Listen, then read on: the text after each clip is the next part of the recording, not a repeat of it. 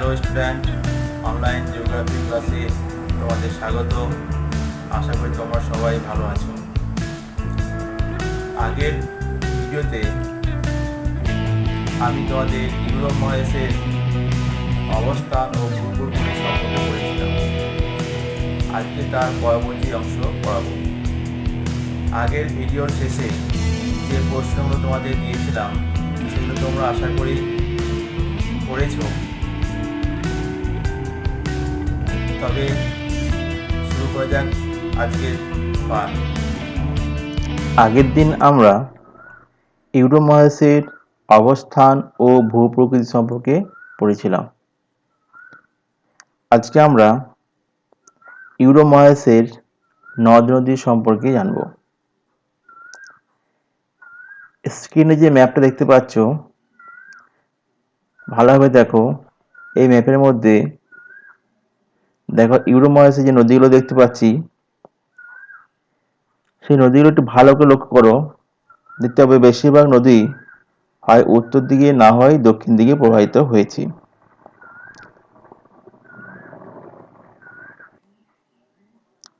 Europe মহাদেশের বেশিরভাগ নদী এই আল্পস পার্বত্য অঞ্চলে সৃষ্টি হয়ে হয় উত্তর দিকে না হয় দক্ষিণ দিকে প্রবাহিত হয়েছে।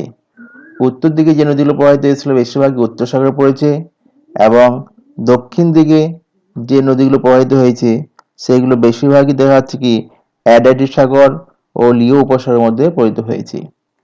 এই মহাদেশের পূর্ব দিকে যে ভলডাই পাহাড়ি অঞ্চল আছে, এখানে এই ভলডাই পাহাড়ি অঞ্চল থেকেও কিছু নদী উৎপত্তি লাভ করে হয় উত্তর দিকে প্রবাহিত হয়েছে না হয় দক্ষিণ দিকে প্রবাহিত হয়েছে। তাই ইউরোপ মহাদেশের নদীগুলোকে প্রবাহের দিক অনুসারে দুটি ভাগে ভাগ করা হয়। একটা হচ্ছে উত্তরবাহী নদী আর হচ্ছে কি দক্ষিণবাহী। ইউরোপ মহাদেশের নদীর প্রবাহের দিক ভালোভাবে লক্ষ্য করলে বোঝা যায় যে ইউরোপ মহাদেশের ভূমিরূপের সাধারণ ঢাল মধ্যভাগ থেকে উত্তরে ও দক্ষিণে রয়েছে। কারণ ইউরোপের মধ্যভাগে প্রধান দুটি জলবিভাজিকা রয়েছে। এগুলি হলো আল্পস পার্বত্য অঞ্চল এবং ভলডাই পাহাড়ি অঞ্চল। এই দুটি জলবিভাজিকা থেকে নদীগুলি উত্তর ও দক্ষিণ দিকে প্রবাহিত হয়েছে। প্রধানত নদীগুলির গতিপথ দেখে ভূমিরূপের সাধারণ ঢাল সম্পর্কে ধারণা করা যায়। ইউরোপ মহাদেশের নদ নদীর ধারণা মানচিত্র থেকে আমরা খুব সহজেই এই নদ নদীগুলির প্রবাহপথ সম্পর্কে বুঝতে পারব। প্রথমে দেখব আমরা আল্পস পার্বত্য অঞ্চল থেকে সৃষ্ট নদীগুলির সম্পর্কে। আল্পস পার্বত্য অঞ্চল থেকে সৃষ্ট নদীর মধ্যে প্রথমে আছে কি সিন। দেখো সিন, যার উৎস আল্পস পার্বত্য অঞ্চল, এটা উত্তর দিকে বাহিত হয়ে ইংলিশ চ্যানেলে গিয়ে পড়ে। এই সিন নদী হলো ফ্রান্সের দীর্ঘতম নদী। এর দুটি উপনদীর নাম উইস ও মার্নে। এরপর দেখো রাইন। রাইন নদী আল্পস পার্বত্য অঞ্চল থেকে সৃষ্টি হয়েছে। আল্পস পার্বত্য অঞ্চলের সৃষ্টি হয়ে রাইন নদীটা উত্তর দিকে প্রবাহিত হয়ে উত্তর সাগরে গিয়ে পড়েছে। এর দুটি প্রধান উপনদীর নাম রুর ও নিপে। রাইন হলো ইউরোপের ব্যস্ততম অভ্যন্তরীণ জলপথ। অর্থাৎ রাইন নদী ইউরোপ মহাদেশের জলপথে পরিবহন ব্যবস্থায় বিশেষ ভূমিকা পালন করে। এরপর দেখো এলব, এটাও আল্পস পার্বত্য অঞ্চল থেকে সৃষ্ট হয়ে উত্তর সাগর গিয়ে পড়েছে। তারপর আসছে কি ভিস্চুলা। ভিস্চুলাটাও আল্পস পার্বত্য অঞ্চল থেকে সৃষ্ট হয়ে উত্তর দিকে বাহিত হয়ে বাল্টিক সাগর গিয়ে পড়েছে। এরও অনেকগুলি উপনদী আছে, তার মধ্যে রুডা, নিভা, চেক, এছাড়াও আরো অন্যান্য উপনদী আছে। ভিস্চুলা হলো পোল্যান্ডের দীর্ঘতম নদী। এবার আমরা আল্পস পার্বত্য অঞ্চল থেকে সৃষ্ট হয়ে যে সমস্ত নদীগুলো দক্ষিণ দিয়ে প্রবাহিত হয়েছে সেই নদীগুলো হলো, প্রথমে দেখো রন।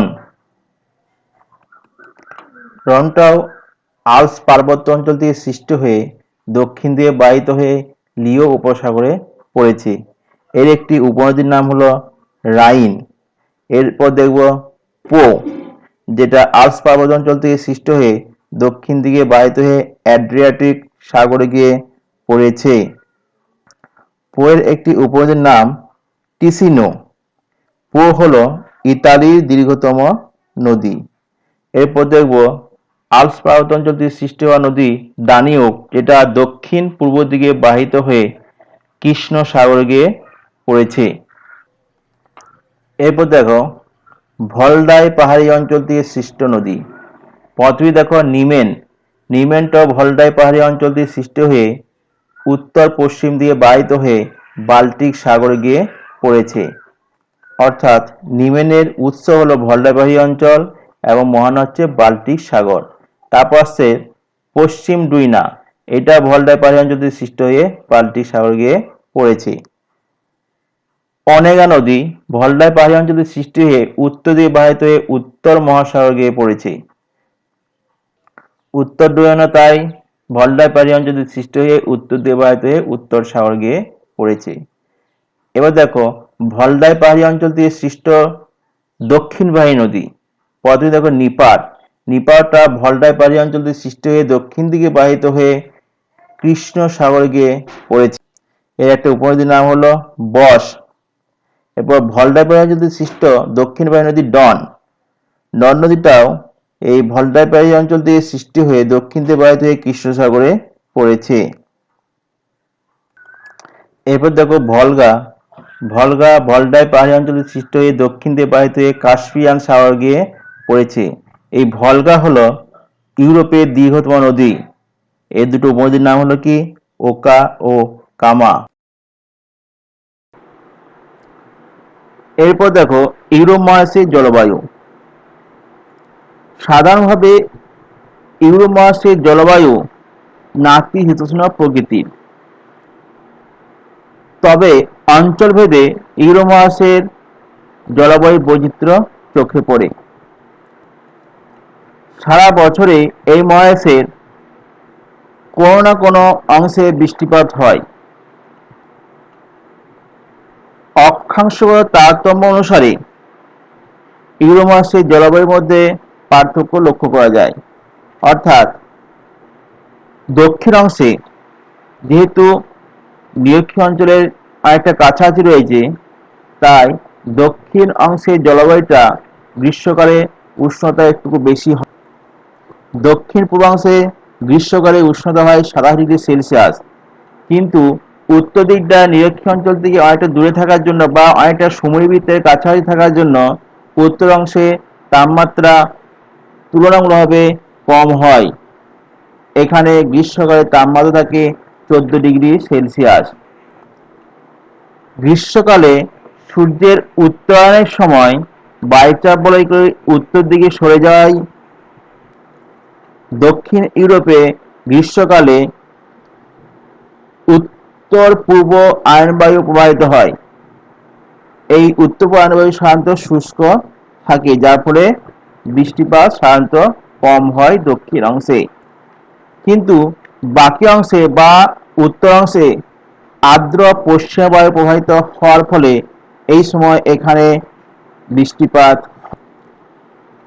শীতকালে সাধারণত ইউরোপ মহাদেশে শীতল জলবায়ু দেখা যায়, কিন্তু ইউরোপ মহাদেশের পশ্চিমাংশে উষ্ণ উত্তর আটলান্টিক স্রোতের প্রভাবে তাপমাত্রা কিছুটা বেশি থাকে। এই সময় এই পশ্চিম উপকূলের তাপমাত্রা থাকে 10°C, কিন্তু উত্তর পূর্বাংশের তাপমাত্রা সাধারণত হিমাঙ্কের নিচে নেমে যায়। শীতকালে ইউরোপ মহাদেশের উত্তর পূর্ব অংশে তাপমাত্রা থাকে -14°C। বৃষ্টিপাত ও উষ্ণতার আঞ্চলিক তারতম্যের ভিত্তিতে ইউরোপ মহাদেশকে প্রধানত 6টি জলবায়ু অঞ্চলে ভাগ করা যায়, যথা তুন্দ্রা জলবায়ু, উপমেরু জলবায়ু, পশ্চিম ইউরোপীয় জলবায়ু, মহাদেশীয় জলবায়ু পার্বত্য জলবায়ু ও ভূমধ্যসাগরীয় জলবায়ু অঞ্চল। জলবায়ুর সঙ্গে স্বাভাবিক উদ্ভিদের একটা বিশেষ সম্পর্ক আছে। কোন অঞ্চলের স্বাভাবিক উদ্ভিদের বৈশিষ্ট্য ওই অঞ্চলের জলবায়ুর উপর নির্ভরশীল। তাই জলবায়ুর বৈচিত্র্যের সঙ্গে সঙ্গে স্বাভাবিক উদ্ভিদেরও বৈচিত্র্য লক্ষ্য করা যায়। এই স্বাভাবিক উদ্ভিদের বৈচিত্র্য অনুসারে ইউরোপ মহাদেশকে 7টা স্বাভাবিক উদ্ভিদ অঞ্চলে ভাগ করা হয়েছে, যথা তুন্দ্রা বনভূমি, স্থলবর্গীয় বনভূমি, পর্ণমোচী বনভূমি, মিশ্র বনভূমি, পার্বত্য বনভূমি, স্টেপ তৃণভূমি আর ভূমধ্যসাগরীয় বনভূমি। ইউরোপ মহাদেশের জলবায়ু ও স্বাভাবিক উদ্ভিদ অঞ্চলের দুটো মানচিত্র দেখো ভালোভাবে, দেখবে অনেকটাই মিল পাওয়া যাচ্ছে। আমরা প্রথমেই তুন্দ্রা জলবায়ু অঞ্চল ও তুন্দ্রা জলবায়ু অঞ্চলের স্বাভাবিক উদ্ভিদ বা তুন্দ্রা বনভূমি সম্পর্কে পড়ব। মানচিত্র ভালো করে লক্ষ্য করো।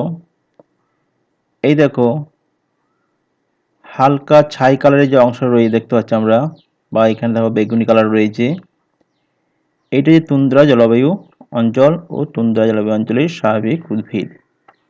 ইউরোপের একদম উত্তরাংশে নরওয়ে, সুইডেন, ফিনল্যান্ড ও রাশিয়ার উত্তরাংশে বিস্তীর্ণ এলাকা জুড়ে এই জলবায়ু ও স্বাভাবিক উদ্ভিদ দেখা যায়।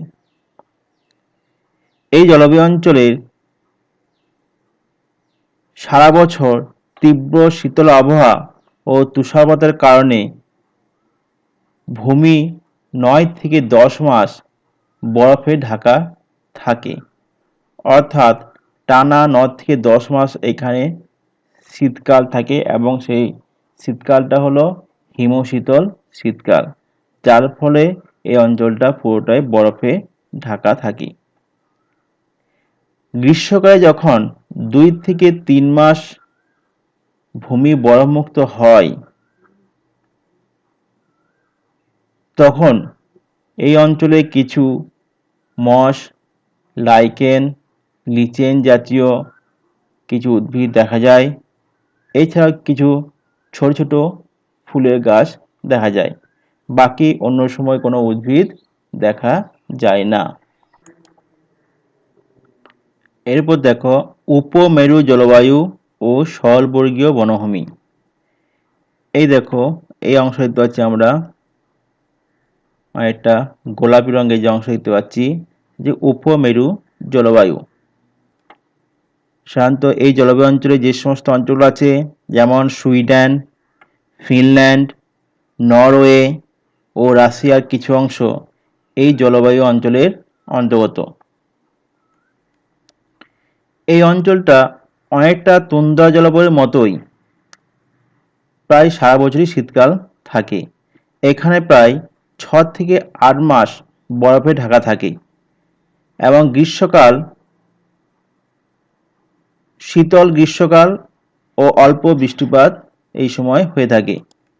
আর শীতকালে তুষারপাত হলো এখানকার প্রধান বৈশিষ্ট্য। এই জলবায়ু অঞ্চলকে তৈগা জলবায়ু বলা হয়।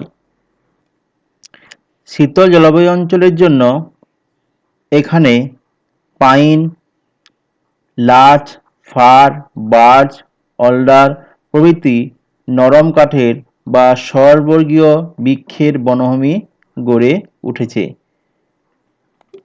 এই দেখো এই অংশটা তৈগা বনভূমি বা স্থলবর্গীয় বনভূমি। এই বনভূমি পূর্ব দিকে প্রসারিত হয়ে পৃথিবীর বৃহত্তম তৈগা বনভূমিতে এসেছে, যেটা এশিয়ার মধ্যে রয়েছে, এশিয়া রাশিয়ার মধ্যে রয়েছে পৃথিবীর বৃহত্তম তৈগা বনভূমি। এই বনভূমিটা এর সঙ্গে পূর্ব দিকে গিয়ে মিলিত। এই জলবায়ু অঞ্চলে গ্রীষ্মকালে 4 থেকে 5 মাস তাপমাত্রা থাকে 10 ডিগ্রি সেলসিয়াস, আর শীতকালে 7 থেকে 8 মাস তাপমাত্রা -25 ডিগ্রি সেলসিয়াস থেকে -35 ডিগ্রি সেলসিয়াস হয়ে থাকে। এবার দেখো পশ্চিম ইউরোপীয় জলবায়ু অঞ্চল ও নাতিশীতোষ্ণ পর্ণমোচী বনভূমি। এই দেখো মানচিত্রে আমরা দেখতে পাচ্ছি এই ইউরো মহাদেশের উত্তর পশ্চিম অংশ, এই অংশটা সাধারণত উত্তর পশ্চিম ইউরোপে ব্রিটিশ যুক্তরাজ্য, পশ্চিম ফ্রান্স, জার্মানির পশ্চিমাংশ, হল্যান্ড, ডেনমার্ক, বেলজিয়াম এবং নরওয়ের কিছু অংশ এই পশ্চিম ইউরোপীয় জলবায়ু অঞ্চলের অন্তর্গত। এই উদ্ভিদ অঞ্চলের গাছগুলি হল ওক, ম্যাপল, অলডার, উইলো প্রভৃতি। গ্রীষ্মকালে এই জলবায়ু অঞ্চলের তাপমাত্রা থেকে 15 থেকে 20 ডিগ্রি সেলসিয়াস এবং শীতকালটা বেশ শীতল হয় 5 ডিগ্রি সেলসিয়াস। সারা বছর বৃষ্টি এই অঞ্চলে হয়ে থাকে, তবে শীতকালে বৃষ্টিপাতের পরিমাণ তুলনামূলকভাবে বেশি। এখানে বার্ষিক গড় বৃষ্টিপাত দেখা যায় 100 থেকে 150 সেমি। ভূমধ্যসাগরীয় জলবায়ু অঞ্চল ও ভূমধ্যসাগরীয় বনভূমি। ইউরোপের একবারে দক্ষিণাংশে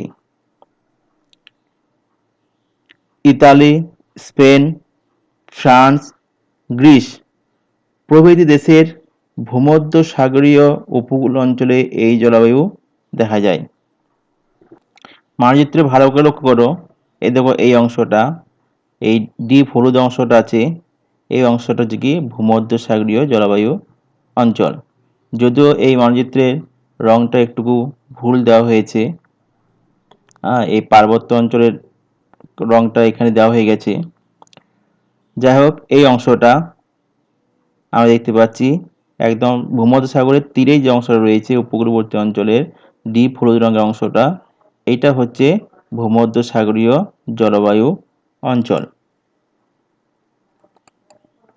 যার মধ্যে ইতালি, স্পেন, ফ্রান্স, গ্রিস এই সমস্ত দেশের উপকূল অঞ্চলগুলো এই জলবায়ু অঞ্চলের অন্তর্গত। এই জলবায়ুর প্রধান বৈশিষ্ট্য হলো এই জলবায়ু অঞ্চলে সাধারণত শীতকালে বৃষ্টিপাত হয়, অর্থাৎ আর্দ্র শীতকাল লক্ষ্য করা যায়। গ্রীষ্মকালীন উষ্ণতা থাকে 21 থেকে 27 ডিগ্রি সেলসিয়াস এবং শীতকালীন উষ্ণতা থাকে 5 থেকে 10 ডিগ্রি সেলসিয়াস এবং বৃষ্টিপাতের পরিমাণ 40 থেকে 75 সেমি। এই জলবায়ু অঞ্চলে যে সমস্ত উদ্ভিদ দেখা যায় যেমন জলপাই, ডুমুর, কর্ক, ওক, সিডার প্রভৃতি গাছ দেখা যায়। এই জলবায়ু অঞ্চলের স্বাভাবিক উদ্ভিদের বিশেষ বৈশিষ্ট্য হলো যেহেতু এখানে গ্রীষ্মকালটা শুষ্ক থাকে, তাই বাষ্পমোচন রোধ করার জন্য এই সমস্ত উদ্ভিদের গাছের পাতা মোম জাতীয় প্রলেপ দিয়ে ঢাকা থাকে। এছাড়া এই জলবায়ু অঞ্চলে বিভিন্ন ধরনের ফলের চাষ ভালো হয়, যেমন আঙ্গুর ও কমলালেবু প্রচুর পরিমাণে জন্মায়। এরপর দেখো মহাদেশীয় জলবায়ু ও স্টেপ তৃণভূমি অঞ্চল। ইউরোপের মধ্য ও পূর্বাংশে রাশিয়া ও ইউক্রেনের এই জলবায়ু দেখা যায়। এই দেখো মানচিত্রে দেখো এই অংশটা হালকা যে হলুদ অংশটা আছে, এই অংশটা হচ্ছে কি মহাদেশীয় জলবায়ু অঞ্চল, অর্থাৎ ইউরোপের মধ্যবর্তী অংশ এবং পূর্ব দিকে রাশিয়া ও ইউক্রেন এই জলবায়ু অঞ্চলের অন্তর্গত। এই জলবায়ু অঞ্চলে বৃষ্টিপাত কম হয় বলে এখানে তৃণভূমির সৃষ্টি হয়েছে। এই জলবায়ু অঞ্চলের বৈশিষ্ট্য হলো গ্রীষ্মকালীন উষ্ণতা 20 থেকে 22 ডিগ্রি সেলসিয়াস এবং শীতকালে তাপমাত্রা থাকে হিমাঙ্কের নিচে। বৃষ্টিপাত সাধারণত খুবই কম হয়, মাত্র 25 থেকে 50 সেমি। বৃষ্টিপাত কম হওয়ার জন্য এই অঞ্চলে বিস্তীর্ণ অঞ্চলে তৃণভূমির সৃষ্টি হয়েছে। নাতিশীতোষ্ণ অঞ্চলের এই তৃণভূমি স্টেপ নামে পরিচিত। তবে নদীর ধারে যেখানে জল বেশি পাওয়া যায় বা একটু বৃষ্টিপাত বেশি হয় সেখানে উইলো, এলম, ম্যাপেল প্রভৃতি গাছ জন্মায়। বর্তমানে এই স্টেপ তৃণভূমি অঞ্চলের বেশিরভাগ স্থান পরিষ্কার করে কৃষিকাজ করা হচ্ছে। এবার দেখো পার্বত্য জলবায়ু। সাধারণত ইউরোমাসে পার্বত্য অঞ্চল অর্থাৎ আল্পস পার্বত্য অঞ্চল এবং পূর্ব দিকে আছে কি ভলডাই পাহাড়ি অঞ্চল। এই আল্পস ও ভলডাই পাহাড়ি অঞ্চলের যেখানে উচ্চতা একটু বেশি সেখানে সাধারণত তাপমাত্রা কম থাকে বা শীতকালে বরফ ঢাকা থাকে। এটাকে সাধারণত পার্বত্য জলবায়ু অঞ্চল বলা হচ্ছে। এই পার্বত্য জলবায়ু অঞ্চলে সাধারণত উচ্চতা পার্থক্যের সঙ্গে সঙ্গে বিভিন্ন ধরনের উদ্ভিদ জন্মায়।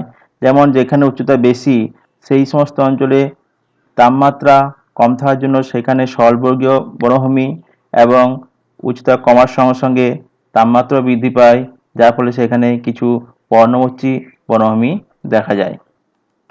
এছাড়াও দেখো 7 নম্বরে মিশ্র বনভূমি। এই অংশে সাধারণত হলুদ অংশ দেখতে পাচ্ছি। এই অংশে সাধারণত মিশ্র বনভূমি দেখা যায়, কারণ এটা যে মহাদেশীয় জলবায়ুর অনেকটা উত্তর পূর্বে অবস্থিত। এখানে সাধারণত একটু যেহেতু উপমেরু জলবায়ু বা তৈগা জলবায়ুর কাছাকাছি অবস্থিত, তার জন্য এখানে একটু শীতটা বেশি থাকে বা শীতকালে তাপমাত্রা কম থাকে, যার জন্য এখানে স্বল্পবর্গীয় অরণ্য এবং পর্ণমোচী অরণ্যের মিশ্র বনভূমি লক্ষ্য করা যায়। এই হলো ইউরোমাসের 6টা জলবায়ু অঞ্চল ও 7টা স্বাভাবিক উদ্ভিদ অঞ্চল। ইউরোমহাদেশের এই 6টা জলবায়ু অঞ্চলের মধ্যে ইউরোমহাদেশের দক্ষিণে যে ভূমধ্যসাগরীয় জলবায়ু অঞ্চল আছে, এই ভূমধ্যসাগরীয় জলবায়ু অঞ্চল বেশ মনোরম ও আরামদায়ক এবং রৌদ্রোজ্জ্বল আবহাওয়ার জন্য এখানে চাষবাসও ভালো হয়, যার জন্য এই অঞ্চলে জনবসতি সবথেকে বেশি। আজকে যতটুকু পড়ানো হলো সেখান থেকে কিছু কাজ তোমাদেরকে দিচ্ছি, তোমরা এগুলো ভালোভাবে করবে। প্রথমে দেখো ইউরো মহাদেশের নদ নদীর বিবরণ দাও। 2 নম্বর, ইউরোপের ভূমিরূপের সাধারণ ঢাল কোন দিকে বলে মনে হয় এবং কেন? 3 নম্বর, ইউরো মহাদেশকে কয়টি জলবায়ু অঞ্চলে ভাগ করা হয়েছে, কি কি? যে কোনো একটি সম্পর্কে আলোচনা করো।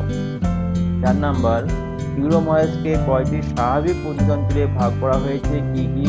যে কোনো একটি সম্পর্কে আলোচনা করো। ইউরো মহাদেশের পরবর্তী অংশ পরবর্তী ভিডিওতে পাবে তোমরা।